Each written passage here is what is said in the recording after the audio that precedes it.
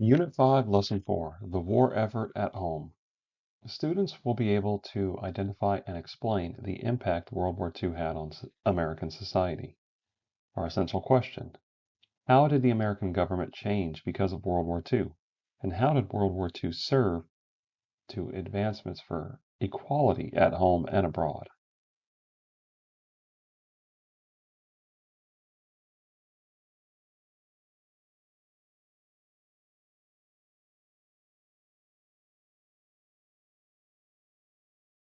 Unit 5, Lesson 4, Vocabulary.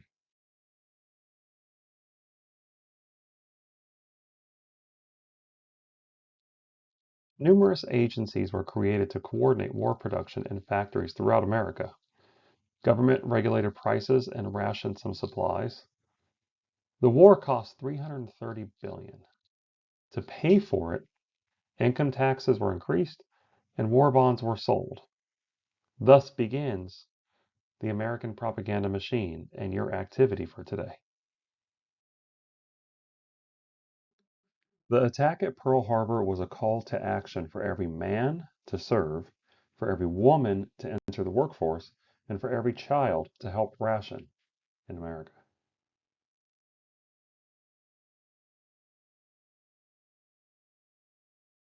Beginning with the War Industries Board, headed by Bernard M. Baruch.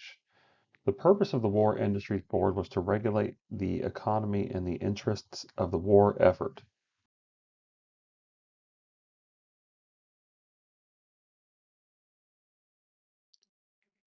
The War Industries Board coordinated its effort with numerous corporations in America.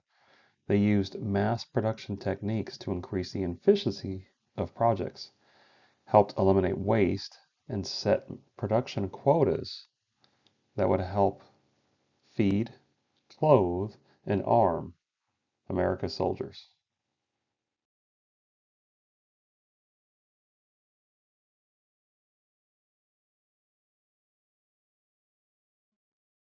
The results were astounding. There was a 20% increase in production, retail prices soared, and there was dramatic changes in women's clothing. Boots were shorter to try to save leather. Skirts were shorter to try to save cloth and materials. And corsets became a thing of the past. The metal was needed for the war effort.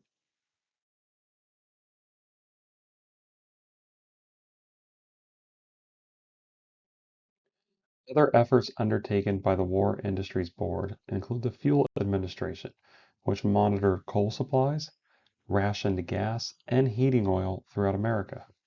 Some of the programs they instituted were gasless Sundays, lightless nights, and the implementation of daylight savings time.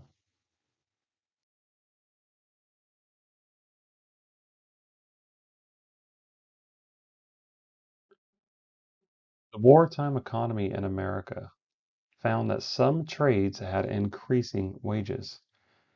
Trades and jobs like shipbuilding or meat packers, for example. There was also a dramatic increase in jobs for women and minorities. As there was an increase in wages for shipbuilders and meatpackers and other blue collar type jobs that were necessary for the war effort, there was a decrease in wages for white collar jobs. Those types of jobs were not in high demand during this national emergency, this wartime effort.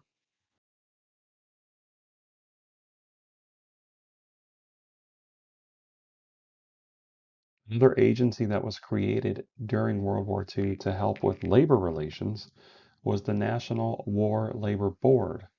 They dealt with disputes between management and labor, and they called for an 8-hour workday, safety inspections, and a nationwide ban on child labor.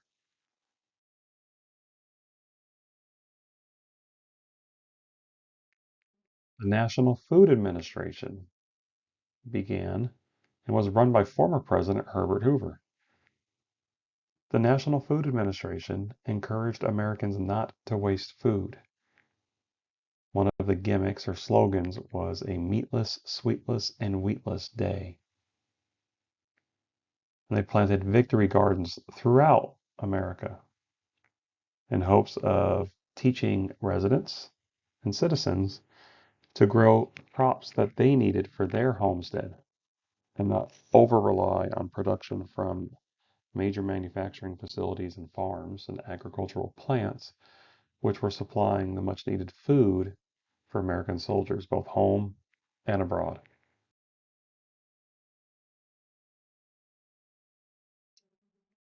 Women in the workforce. The wartime effort created a need for labor and brought over 1 million women into the workforce. Most women, however, lost their jobs when the war ended and the men came home from Europe and from Asia.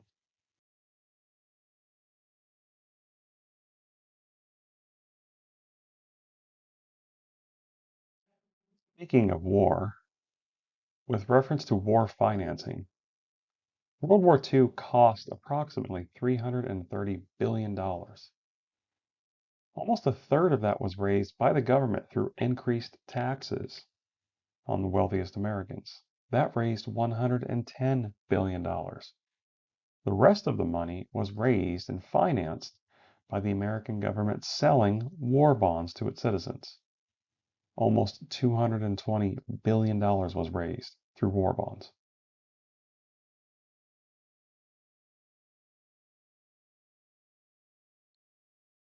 So to be able to sell the war bonds, the United States government created the Committee on Public Information.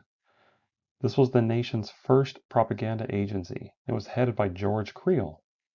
They heavily promoted the war to American citizens.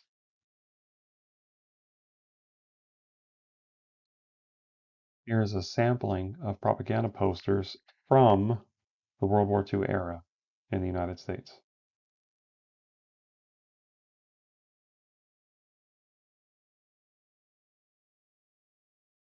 After the attack on Pearl Harbor, nationalism became a major issue in America again. And with it, nationalism always follows closely those with discrimination ideas, xenophobic ideas. And this took the form in anti-immigrant hysteria. Bitter anti-immigrant feelings were directed to people from Germany, Austria, Hungary, and Japan. Most German Americans, Austrian Americans, Hungarian Americans, and Japanese Americans lost their jobs and often faced physical violence in the workforce or just out in their everyday lives.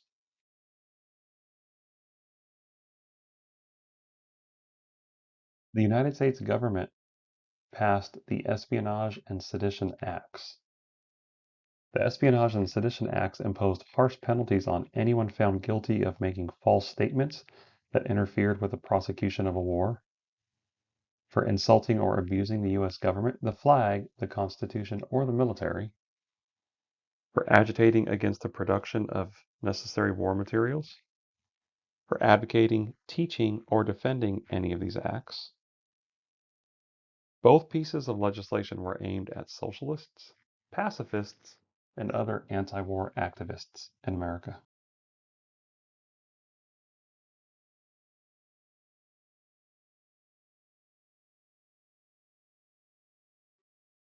Here are excerpts from the actual Espionage and Sedition Acts as it's written into law.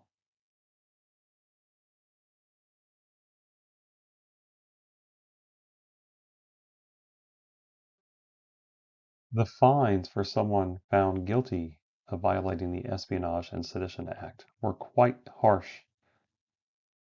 There were fines and/or jail time for anti-war activities. During World War II, there were over 6,000 arrests and 1,500 convictions.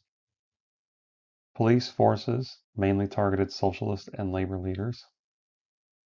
This was argued that the Espionage and Sedition Act violated the spirit of the First Amendment and the freedom of speech and expression.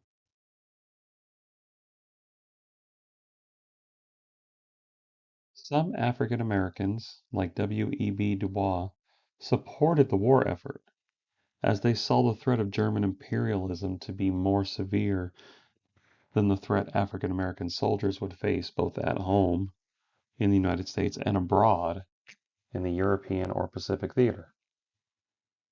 They also thought that African Americans serving valiantly in the war and helping defeat Nazism could lead to racial justice in America.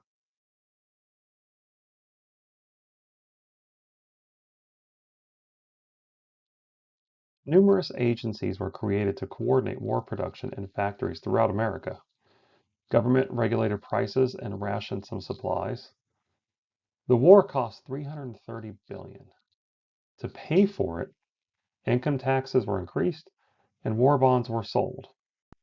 Thus begins the American propaganda machine and your activity for today.